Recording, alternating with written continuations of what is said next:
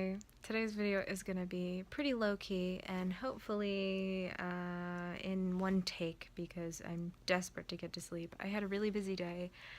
Two cool things about my day. Number one, I did some volunteering prep work for the Democratic Convention, which is going to be in my city in a couple of weeks.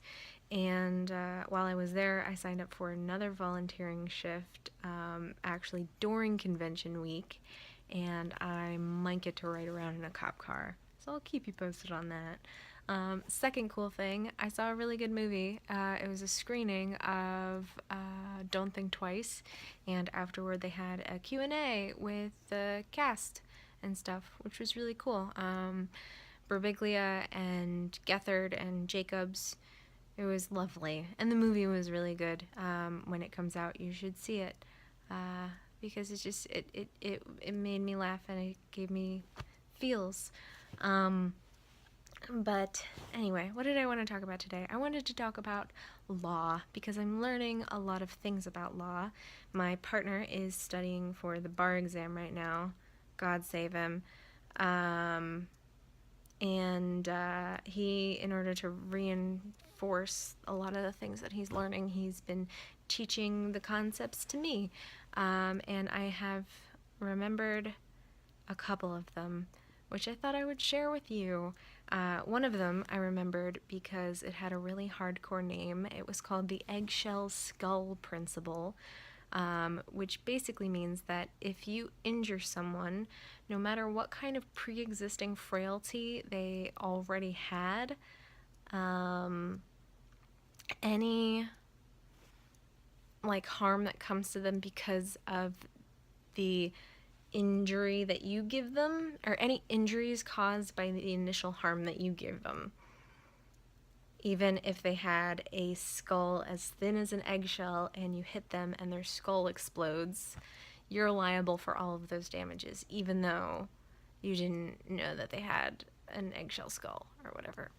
And the second one I remember because I misunderstood it in a horrifying way the first time Yosef explained it to me.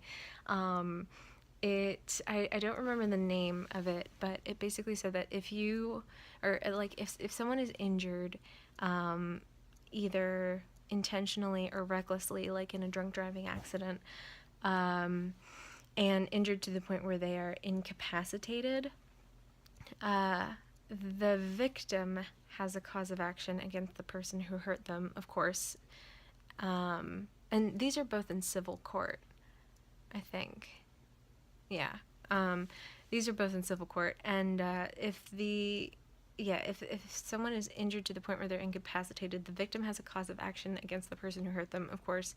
But if they are incapacitated to the point where they can't have sex, their spouse also has a cause of action against the person who hurt the victim, because for incapacitating their sexual partner.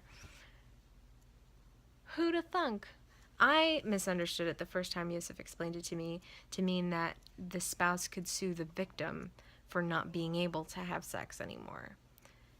And it was a full half an hour before Yosef got back to me in a text explaining how I was wrong about that.